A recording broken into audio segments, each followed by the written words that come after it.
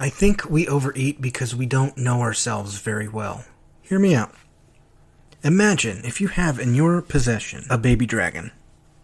Like he's in your home, as in you just got it, from your friend who works at the local dragon store. And the coolest part about this whole thing is, it's a dragon. You get to name it. You get to watch it grow, watch it fly, watch it spit fire for the first time. You get to see it do pretty much all the cool stuff your 7-year-old self would expect a dragon to do. But you'd get to see it happen in real time. You'd get to watch this tiny little adorable monster slowly turn into this insanely sweet yet horrific fire-breathing beast. Now let's say that this ridiculous premise actually happened. What's the first thing that would realistically happen next? For real. Like, if someone was to say, hey, you can keep this if you want, and he's holding a dragon, and assuming you're crazy, like me, you'd reply with, of course, I will take this dragon and put it into my home where I live and sleep. How do you imagine all of this playing out? That's correct. Yeah, you'd be overwhelmed with fear. You may even get your pants on the drive home. I mean, it's a dragon in your sister's dog kennel. Baby or not, that thing could end you with a breath.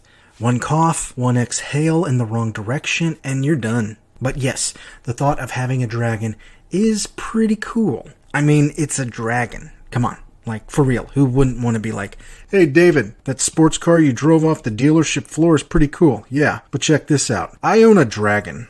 And then you hold his stare until the silence turns uncomfortable. And then you say, and clean up your yard. It's starting to look like a litter box. Aside from that, yeah, the whole thing would be pretty terrifying. So, what would you try to do almost immediately? Like, the moment you got the dragon, what is the next thing you would do? Right, you try to tame it. Yes, you try to keep it happy by throwing food at it. You'd throw meat, you'd throw sticks and stuff, basically anything edible until it was full. And no, you wouldn't just stop there. No, you'd do anything and everything to keep it from seeing you as its next meal. And even after that, even after all of that, the dragon still probably wouldn't trust you.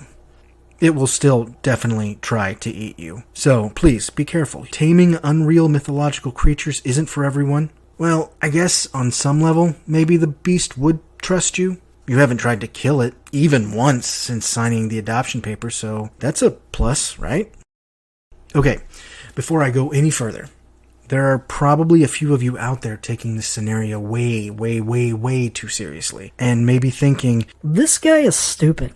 He has no idea what all goes into owning a dragon. First of all, where would you chain it up? The basement? Yeah, that's exactly where I'd stash it. Preferably next to the water heater. What am I gonna do? Chain it up outside? I'm sorry, no. That, first of all, that only pull in joggers, wannabe wizards, and the neighbor's dog, which is the only pro in an entire list of cons. No, I'm gonna give the beast a chance to breathe before subjecting it to the opinions of others. I'm sorry, that's just... Anyway, back to the story. So, you have this dragon, and it's just finished its first meal under your care. And if you did the job right, you're still alive. And it's asleep, or at the very least in a food coma. But what's going through your mind at this moment? Aside from, holy shit, I own a dragon. You're probably thinking, this little guy is gonna be hungry again in like 5 hours. I'm gonna need to find some more food before I consider becoming buddies with it.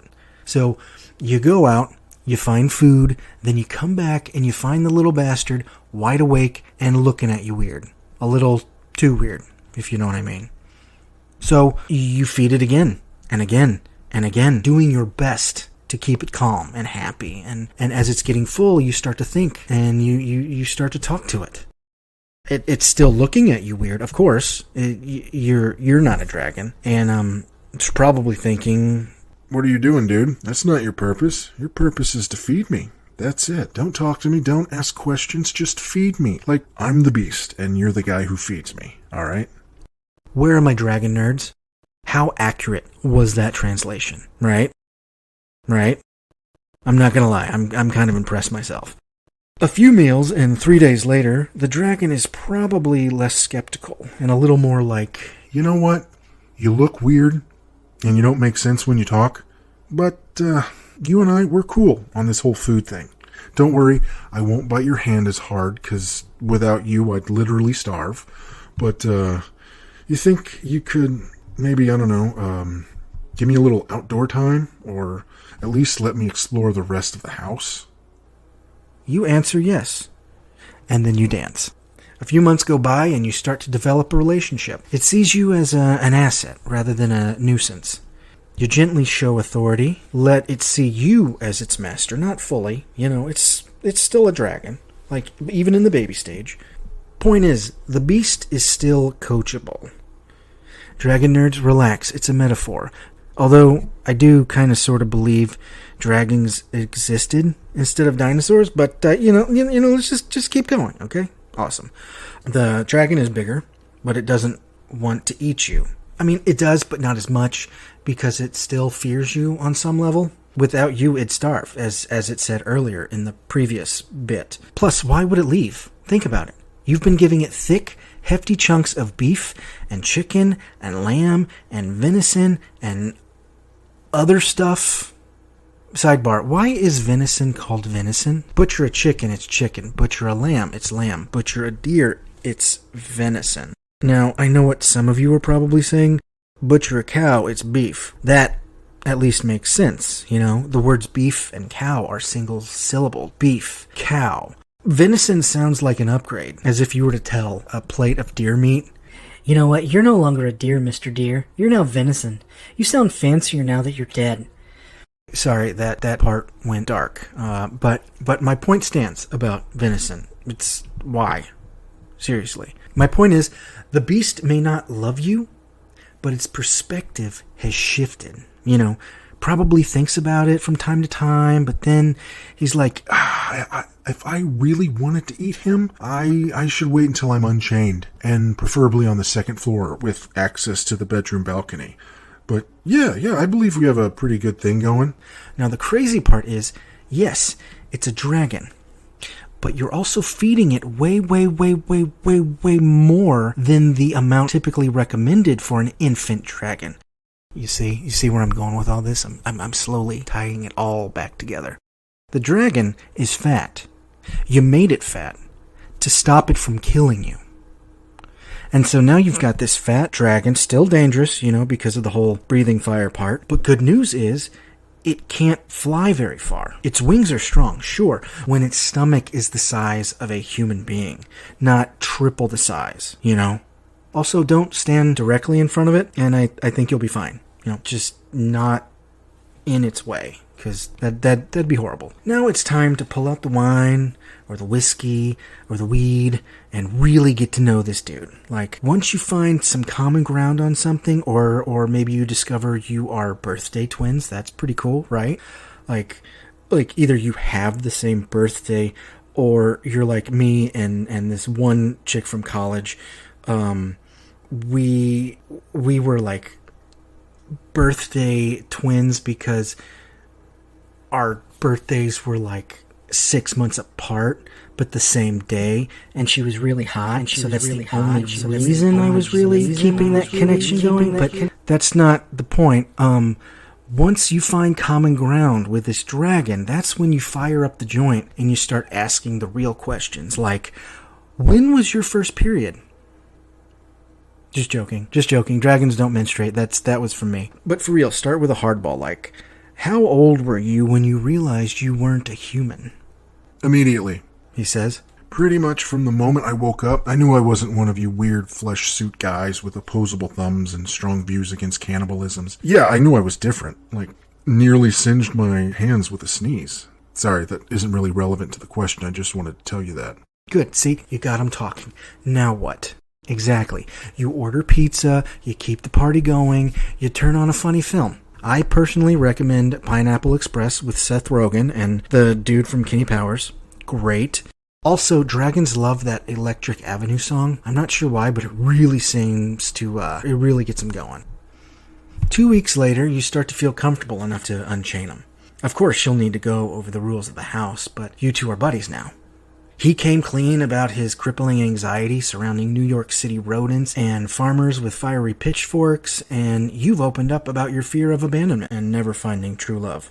You two are at one with each other until the Omaha Steaks arrive. But an hour later, following some strict negotiations, you're back to rewatching The Office and playing Sudoku. At some point later that night, you ask it, "Have you ever wondered why you're here?" But the beast doesn't hear you. He's asleep on the couch with a half-eaten slice of pizza on his chest. Both talons are outstretched and resting on the coffee table. He starts to snore. It's not bad, but it's pretty annoying, so you go outside. You think about life and wonder when it all turned into a boring humdrum existence. And then you realize most everything you learned in school was to make you a great worker, to make someone else happy, to make you a dependable corporate entity that expands in profit but doesn't enrich you at all. In your heart, you know you were meant for something more than pushing papers at a law firm, or vaccines in a pharmacy, or delivering pizzas to entitled sorority girls who look down at you just because you're working, and all that nonsense. You think about your childhood. Remember how much you enjoyed writing tall tales about chasing tornadoes and taking out bad guys with a superhero best friend who needs your expertise in navigating the Bermuda Triangle, which you believe is where all of the NASA wreckage is, which is probably why, you can't go there, or they tell you to stay away, but that's not, but you start thinking. And then you start to realize you were meant to create rather than consume. And oddly enough, you realize that most of the food you've been programmed to consume was fake and designed to make you weak. And then something in your mind clicks. Maybe if I focused on what I enjoy and just said, get to the goals of Babylon, maybe life would become more interesting. And then you look at your next door neighbor's backyard, the one with the treehouse and the garden, not the one with the crazy dog. And you think, I can do that. I can grow. But then the dragon inside lets out a huge fart and blows up the coffee table. A month later, you introduce the beast to your family. As a whole, they're resistant. I mean, it's a dragon. Obviously, there's some concerns, but they warm up to him. Your 4-year-old nephew is obsessed, constantly asking for rides around the neighborhood. His mother, your little sister, says no, which is good. You'd rather her be the bad guy, right? And then slowly but surely, you start to realize that his daily calorie intake, yours too, has drastically decreased from once an hour to once a day.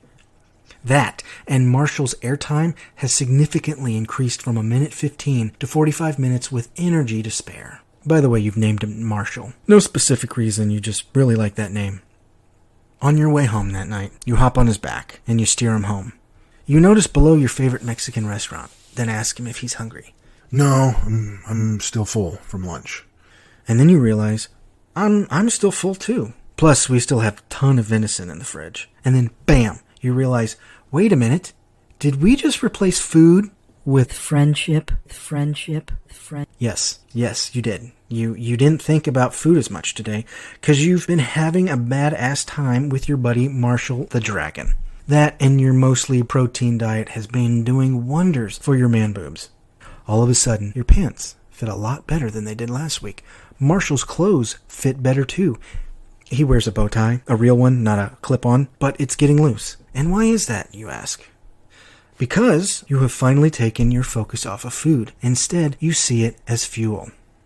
So that's my point behind this whole thing. Don't focus on food, but rather delve deep inside yourself. Analyze your strengths and your weaknesses and be super honest about it. Then focus on what you enjoy.